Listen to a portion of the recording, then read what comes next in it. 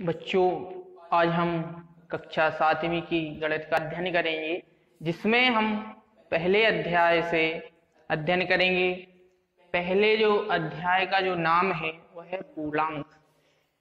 इस पूरे अध्याय में हमें पूर्णांक के बारे में जोड़ना, घटाना, गुणा करना, भाग करना इत्यादि क्रियाओं को सीखना है। पूर्णांक सीखने से पहले हमें प्राकृतिक संख्याओं का ज्ञान होना चाहिए, पूर्ण संख्याएं पता होनी चाहिए,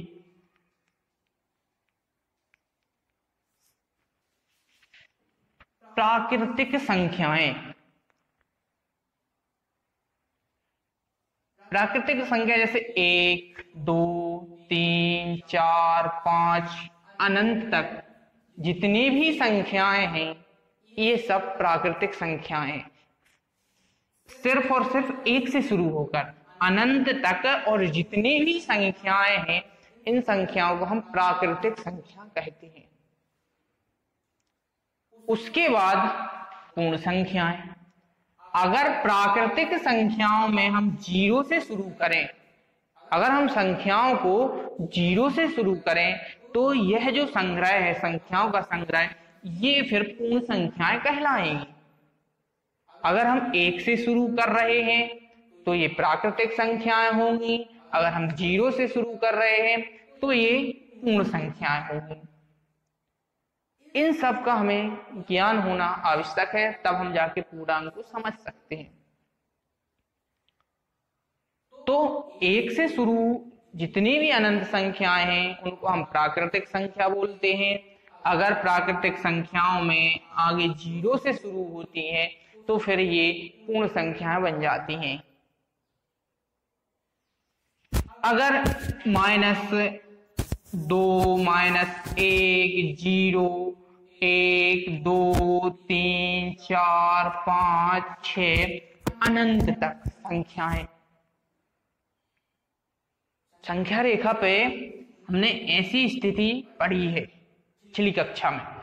तो अगर संख्याएं ऋणात्मक हैं, उसके बाद उसमें शून्य भी जुड़ा है, फिर यहाँ पे धनात्मक संख्याएं हैं, प्राकृतिक संख्याएं हैं, तो इन सब के संग्रह को हम पूर्णांक बोलेंगे।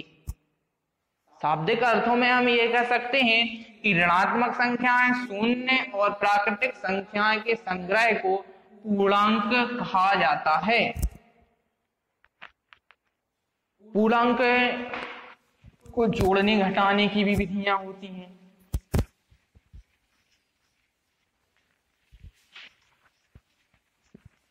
शून्य क्या है? ये शून्य एक पूर्ण संख्या है, ना कि प्राकृतिक संख्या है। शून्य एक पूर्ण संख्या है। शून्य क्या है? एक पूर्ण संख्या, ना कि प्राकृतिक संख्या है। पूर्ण संख्याएं, प्राकृतिक संख्याएं हम पहले कक्षा 6वीं में हमने अध्ययन किया है, उसी को दोहराना है। तो हम पूर्णांक और पूर्ण संख्याओं के बारे में दोहरा चुके हैं, और पूर्णांक भी पढ़ चुके हैं, प्राकृतिक संख्याएं भी पढ़ चुके हैं। सभी प्राकृतिक संख्याएं पूर्ण संख्याएं हो सकती हैं। सभी प्राकृतिक संख्याएं पूर्ण संख्याएं कहलाती हैं, हो सकती हैं। लेकिन इसके विपरीत जो है वो सत्य नहीं है। सभी पूर्ण संख्याएं प्राकृतिक संख्याएं नहीं हो सकती। क्यों नहीं हो सकती? क्योंकि पूर्ण संख्या में तुमने पढ़ा है कि 0 को अगर हम मिला दें तो ये पूर्ण संख्या बन गई, और अगर अपन 0 को किसी संख्याओं में से हटा दें तो ये प्राकृतिक संख्या बन गई, और यहाँ 0 हमने जोड़ दिया तो ये एक पूर्ण संख्या बन गई। तो हम ये बोल सकते हैं कि सभी प्राकृतिक संख्याएं, जी प्राकृतिक संख्या हो गई, 0 मिला दिया तो यहाँ पे पूर्ण संख्या बन गई। सभी प्राकृतिक संख्याएं पूर्ण संख्याएं कहलाएं, हो सकती हैं। लेकिन सभी पूर्ण संख्याएं प्राकृतिक संख्याएं नहीं हो सकती। क्योंकि यहाँ पे क्या लगा है, 0, और अगर 0 ये शून्य किसी संख्या के आगे है तो ये क्या बन जाएगा, एक पूर्ण संख्याओं का संग्रह बन जाएगा। पूर्ण संख्याओं को जोड़ना, घटाना, गुणा, भाग इत्यादि होता है। 2 पूर्ण संख्याएं, हमने 2 ऋणात्मक अगर हम पूर्ण संख्या ले रहे हैं तो उनका जो योग होगा, और जो योग होगा वो हमें ऋणात्मक ही प्राप्त होगा। देखो जैसे हमने 7 एक पूर्णांक है, हमने यहां पे इसका जोड़ किया -8 से, बराबर में ये क्या होगा, माइनस प्लस माइनस, और माइनस और माइनस मतलब जुड़ेंगे। अगर 2 ऋणात्मक संख्याएं हैं तो उनमें जो क्रिया जो आपस में होगी वो जुड़ने की होगी, तो यहाँ पे जुड़ेंगे, और जो संख्या ऋणात्मक है, दोनों में ऋणात्मक संख्या ही आएगी। 7 और 8 15 है।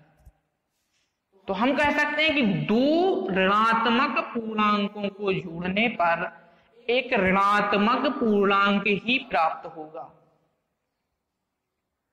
2 धनात्मक पूर्णांकों को जोड़ने पर एक धनात्मक पूर्णांक ही प्राप्त होता है। हम 2 धनात्मक पूर्णांक ले लें, माना कि 8 धन 5, हम इनको जोड़ेंगे तो ये 13 होंगे, तो ये भी धनात्मक है, ये भी धनात्मक है, ये भी धनात्मक है। तो हम क्या कह सकते हैं कि 2 धनात्मक संख्याओं को जोड़ने पर एक धनात्मक पूर्णांक ही प्राप्त होता है।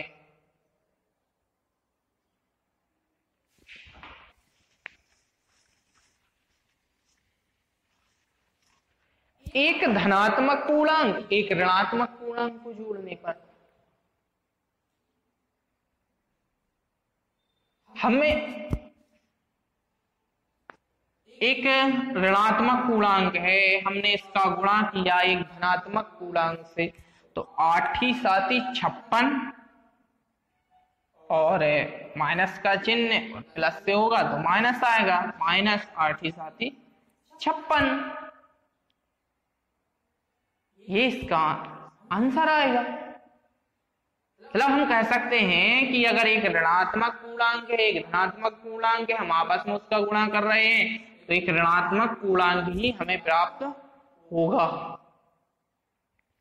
ये इनके बीच में संक्रियाएं थी जो हमें इस अध्याय के अंतर्गत पढ़ने को मिलेंगी। हमने पिछली कक्षाओं में संख्या रेखा के बारे में भी अध्ययन किया था। ये एक संख्या रेखा है, यहाँ पे 0 है। इस साइड हम अगर ध्यान से देखें तो इस साइड जो मिलेगी वो धनात्मक पूर्णांक संख्याएं मिलेंगी। यहाँ पे धनात्मक 5 है, यहाँ पे 10 है, 15 है, 20 है, 25 है। लेकिन हम 0 के शून्य के इस तरफ जा रहे हैं तो यहाँ पे हमें -5, -10 तब ऋणात्मक संख्याएं मिल रही हैं। ये एक संख्या रेखा है। तो संख्या रेखा पे जो धनात्मक संख्या होती हैं उन्हें शून्य के दाईं ओर लिखा जाता है, और जो ऋणात्मक संख्या होती हैं उन्हें शून्य की बाईं ओर लिखा जाता है। हम धनात्मक संख्याओं में इस तरफ जितनी ज्यादा बढ़ते जाएंगे हमें उससे बड़ी ही संख्या प्राप्त होगी, उससे बड़ी ही मिलेगी। यहाँ पे 5 है, यहाँ जाएंगे तो यहाँ 10 मिल रहा है, यहाँ 6, 7, 8, 9, 10, ये सब 5 से बड़े हैं कि नहीं है। लेकिन हम 0 के इस तरफ जितने जाते जाएंगे हमें उतनी ही छोटी संख्या प्राप्त होगी। देखने में हमें लगेगा कि -5 -10 से छोटे हैं तो -10 बड़े होंगे, लेकिन यह सत्य नहीं है। हम इस तरफ जितने भी आगे बढ़ते जाएंगे माइनस में, हमें उसकी उतनी ही छोटी संख्याएं प्राप्त होगी। अब हम प्रश्नावली 1.1 पे चले। प्रश्नावली 1.1 में जो आपका सवाल है, बुक खोल लें और बुक में प्रश्नावली 1.1 निकालें जो आपका जो पहला सवाल है, किसी विशिष्ट दिन विभिन्न स्थानों के तापमान को डिग्री सेल्सियस में निम्नलिखित रेखा पे दर्शाया गया है। जो ये रेखा है, किसी कोई दिन विभिन्न, जैसे लाहौल स्पीति है, श्रीनगर है, शिमला है, ऊटी है, बेंगलोर है, इन महानगरों के तापमान को मापा गया और एक सारणीबद्ध तरीके से उसे लिखा गया, दर्शाया गया कि यहाँ का तापमान इतने बजे यहाँ इतना था, उतने ही बजे श्रीनगर का तापमान इतना था, इतने ही बजे शिमला का तापमान इतना था, उतने ही बजे ऊटी का तापमान इतना था, उतने ही बजे बेंगलुरु का तापमान इतना था। एक सारणीबद्ध तरीके से उसे लिखा गया एक ही समय पे। ये सारणी है, ये लाहौल स्पीति का तापमान यहाँ इतना था, श्रीनगर का तापमान यहाँ इतना है, शिमला का उसी समय पे यहाँ पे इतना तापमान है, ऊटी का यहाँ है। उसने कुछ, आप अपनी बुक में देखें, उसने कुछ प्रश्न पूछे हैं। इस संख्या रेखा को देखिए और इस पर अंकित स्थानों के तापमान लिखिए। सबसे पहले हमें इस संख्या रेखा को देखना है और इस पे जो अंकित जो स्थान है इनके तापमानों को लिखना है। सबसे पहले हमारे पास है लाहौल स्पीति। लाहौल स्पीति का तापमान कितना है? यहाँ 0, -1, हम यहाँ पे एक एक से देखेंगे। 0 के बाद -1, -2, -3, -4, -5, -6, -7, -8। यहाँ पे है लाहौल स्पीति। तो लाहौल स्पीति का तापमान कितना है? -8। दूसरा जो हमारा नगर है श्रीनगर, दूसरा नगर है श्रीनगर।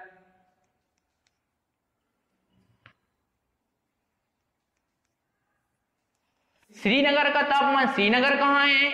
ये है 0 के इस तरफ है, तो माइनस में आएंगे, -1, -2, -3। तो श्रीनगर का तापमान जो है -3 है। उसके बाद शिमला,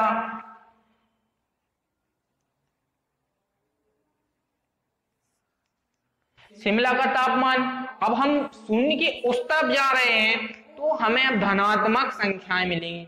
तो 1, 2, 3, 4, 5 शिमला का जो तापमान है 5, और इन सब तापमानों को हम तापमान क्या में मापते हैं? डिग्री सेल्सियस में। तो 5 डिग्री सेल्सियस है। उसके बाद है ऊटी।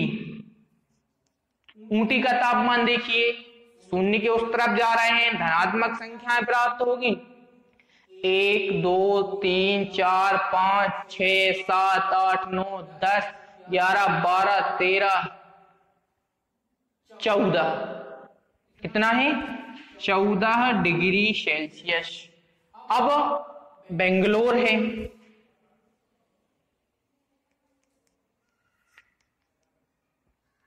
बेंगलोर का तापमान देखिए, हम शून्य के उस तरफ जा रहे हैं तो धनात्मक संख्याएं प्राप्त होगी।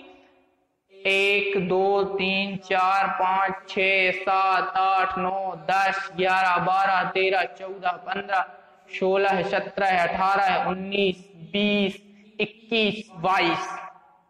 22 की जगह पे बेंगलोर है, तो हम यहाँ बेंगलोर का तापमान लिखेंगे 22 डिग्री सेल्सियस। ये जो संख्या रेखा पे जो महानगर लिखे हैं हमने उनके तापमान लिखे। फर्स्ट क्वेश्चन में हमसे यही पूछा गया है। सेकंड में वो हमसे पूछ रहा है उपर्युक्त स्थानों में से सबसे गर्म और सबसे ठंडे स्थानों के तापमानों में क्या अंतर है। हमें सबसे पहले सबसे गर्म स्थान मालूम करना पड़ेगा, उसके बाद सबसे ठंडा स्थान मालूम करना पड़ेगा। तापमान जब शून्य से नीचे आएगा तो हमने बताया कि जितने भी नीचे चलते जाएगा उतनी वो छोटी संख्या प्राप्त होंगी। मतलब यहाँ पे जो तापमान है वो गिर रहा है। तो हमें सबसे पहले हमें सबसे ठंडा महानगर पता करना पड़ेगा। सबसे ठंडा कौन सा है? श्रीनगर तो है नहीं, यहाँ पे लाहौल स्पीति। लाहौल स्पीति सबसे ठंडा है। और 0 के उस तरफ हमने बताया था कि जब जाएंगे तो संख्या बढ़ती जाएंगी, संख्या बढ़ती जाएगी तो तापमान भी बढ़ता जाएगा। तो यहाँ पे सबसे गर्म जो होगा वो है बेंगलुरु। बेंगलुरु का तापमान सबसे ज्यादा होगा। तो हम बी नंबर में हमसे यही पूछ रहा है कि सबसे ठंडा और सबसे गर्म जो महानगर हैं उनके तापमानों में अंतर क्या है। नंबर बी में वो हमसे पूछ रहा है, नंबर बी का हम पुस्तक में देखें तो उपर्युक्त स्थानों में से सबसे गर्म और सबसे ठंडे स्थानों के तापमानों में क्या अंतर है। सबसे पहले हमें सबसे गर्म स्थान देखना पड़ेगा, कौन सा है। सबसे गर्म स्थान है बेंगलुरु। सबसे ठंडा स्थान क्या होगा, हमने अभी संख्या रेखा में बताया था कि हम शून्य के इस साइड बाएं साइड जितने भी चलते जाएंगे उतनी ही छोटी संख्याएं हमें प्राप्त होंगी। यहाँ पे सबसे जो ठंडा स्थान है वो ये होगा जो सबसे आखिरी में है, लाहौल स्पीति। सबसे गर्म स्थान बेंगलुरु, सबसे ठंडा स्थान लाहौल स्पीति। हमें इनके तापमानों का अंतर देखना है। बेंगलुरु गर्म स्थान है जो, बेंगलुरु का तापमान कितना है 22 डिग्री सेल्सियस। लाहौल स्पीति का तापमान कितना है -8 डिग्री सेल्सियस। हमें इनके तापमानों का अंतर निकालना है कि इनमें अंतर कितना है। सबसे जो गर्म स्थान है वो है बेंगलुरु। अंतर का जो होता है मतलब घटाना, और कितना घटाना है -8 डिग्री सेल्सियस। हमने पूर्णांकों में क्या पढ़ा है कि माइनस और माइनस का जब गुणा होगा तो ये क्या हो जाएगा प्लस हो जाएगा। 22 degree Celsius plus 8 degree Celsius, इनको जोड़ोगे अब 22 और 8 30 डिग्री सेल्सियस। तो इन दोनों के बीच में तापमानों में जो अंतर है वो 30 डिग्री सेल्सियस का अंतर है सबसे गर्म और सबसे ठंडे शहरों में। नंबर सी देखते हैं क्या पूछ रहा है हमसे। नंबर सी में पूछ रहा है कि लाहौल स्पीति एवं श्रीनगर के तापमानों में क्या अंतर है। लाहौल स्पीति और श्रीनगर के तापमानों में क्या अंतर है। लाहौल स्पीति नंबर सी, लाहौल स्पीति बराबर -8 degree Celsius. Srinagar -2 degree Celsius. हम बड़ी संख्या में से छोटी संख्या घटाएंगे तो -2 डिग्री सेल्सियस -8 डिग्री सेल्सियस बराबर में -2 डिग्री सेल्सियस। कोष्टक को खोलेंगे माइनस और माइनस प्लस, तो +8 डिग्री सेल्सियस। एक माइनस की है एक प्लस की है तो घटेंगे, बड़ी संख्या का चिन्ह आएगा। तो 8 में से 2 गए तो कितनी बची 6 डिग्री सेल्सियस। लाहौल स्पीति और श्रीनगर के तापमानों में 6 डिग्री सेल्सियस का अंतर है।